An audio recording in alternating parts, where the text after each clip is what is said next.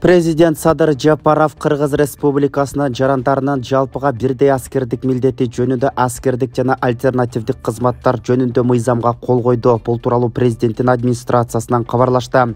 Ага ылайык аскердик келишимдин мөөнөтү 5-тен 10 жылга жана зарылчылык жаралган учурда аскердик кызмат өтөөнүн мөөнөтү 12-ден 14 айга чейин узартылат. Мыйзамда жогорку аскердик окуу жайларда аяктаган адамдардын контракт боюнча аскер кызматынын мөөнөтүн 5 жылдан 10 жылга узартуу. Ошондой эле куралдуу күчтөрдүн башкы штабынын начальнигинин мөөнөтү аскер кызматы каралган тиешелүү мамлекеттик органдын жетекчисинин өтүнүч каты боюнча коргоо маселелерин тескеген ыйгарым укуктуу мамлекеттик органдын жетекчисине мөөнөтү аскер кызматынын аскер кызматчыларынын белгиленген аскер кызматынын мөөнөтүнөн ашык, бирок 2 айдан ашпаган убакытка чейин аскер кызматында калтырууга укук берилет деп айтылат билдирүүдө. Мыйзам 7-июнда жогорку кеңеш тарабынан кабыл алынган. Дээрлик 4 айга жакын убакытта Ысык көлдүн түбүнөн 10 тонна 405 килограмм таштанды чыгарылды. Бул тууралуу бүгүн 18-июлда өзгөчө кырдаалдар министрлиги кабарлады. Маалыматка ылайык азыркы тапта Ысык көл облусунун Чолпон Ата шаарындагы Кара Ой айылындагы муниципалдык жана жеке менчик эс алуу жайларына караган көл түбү тазаланууда. 17-июлга карата Ысык көлдүн 215 000 гектарга жакын аянты тазаланып, көл түбүнүн 97 600 метр балык уулоочу тор 10 тонна 405 килограмм таштанды чыгарганы маалымдалды. Өлкөдө 1-октябрдан тарта пенсиянын өлчөмүн кеминде 500 сомго көтөрүү пландалууда. Аталган токтом долбоорун социалдык фонд иштеп чыгып, коомдук талкууга коюлду. Токтом долбооруна ылайык ушул жылдын 1-октябрынан тарта пенсиянын камсыздандыруу бөлүктөрүнүн өлчөмүнө индексациялоо коэффициентин 1,38 өлчөмүндө бекитүү сунушталууда. Мында пенсиянын камсыздандыруу бөлүгү эң аз дегенде 500 сомго көбөйтүлмөкчү. Ал эми министрлер кабинети бул үчүн 3 миллиард 970 миллион 843 900 сомду кароону пландап жатат.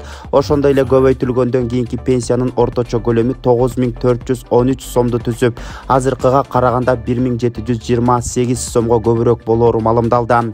Акыркы расмий маалыматтарга караганда өлкөдө пенсионерлердин саны 765 016 000 адамды түзмөкчү.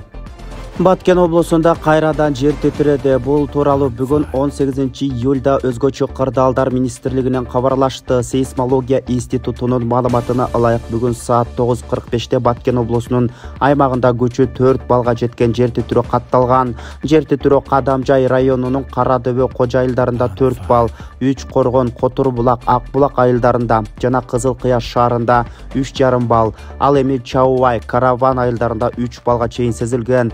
Алдын ала маалыматтар боюнча жер титирөөдөн жабыркагандар жана кыйроолор катталган эмес. Эске салсак, Баткенде кечээ 17-июль күнү кечинде дагы күчү 3,5 балга жеткен жер титирөө орун алган. Дүйнөлүк күрөш уюму Будапешт шаарында өткөн 4-чү рейтингдик турнирдин акчалай сыйакыларын жарыялады. Будапешттеги рейтингдик турнирде алтын байге уткандарга 1500 швейцариялык франк 153 000 сом, күмүш байге уткандарга 700 франк 71 000 сом 600 сом жана коло байге уткандарга 500 франк 51 000 сом берилет. Аталган турнирде Кыргыз курамасынан алтын медалды жалгыз гана Айсулуу Тыныбекова утту.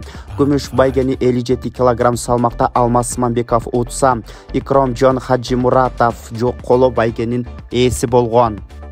18-июлга караган түнү Орусия тарабынан аннексацияланган Крым жарым аралына 28 учкучсуз учуучу аппараттын чабуулу орун алды. Бул тууралуу Крымдын башчысы Сергей Аксенов Телеграм каналы аркылуу билдиргенин орусиялык басылмалар жазышты. Маалыматка караганда чабуул койгон 28 учактын ичинен 9 учак атып түшүрүлсө, 19 учактын чабуулу радио электрондук коргонуунун жардамы менен токтотулган. Биздин жоокерлерге кызмат үчүн ыраазычылык билдирем. Алар так жана ыраттуу иш алып барышты. Мен баарынан сабырдуу болууну жана такталган маалыматтарга гана ишенүүнү суранам деп жазган Крымдын башчысы.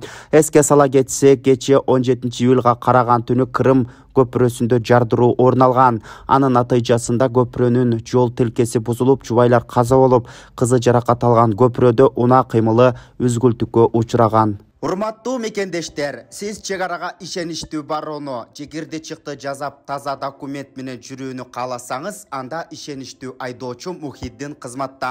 Ортомчусуз стаканса чек арага өз алып кирип алып чыгат. Заманбап комфорт машинада жылуу жумшак барып келесиз. Ак кеме же Москвардан келдим десеңиз, бекер кара тизмеден текшерип документке жардам берет. 24 саат WhatsApp жана байланыш +8 926 213 0060 +8 965 402 93 Мухиддин.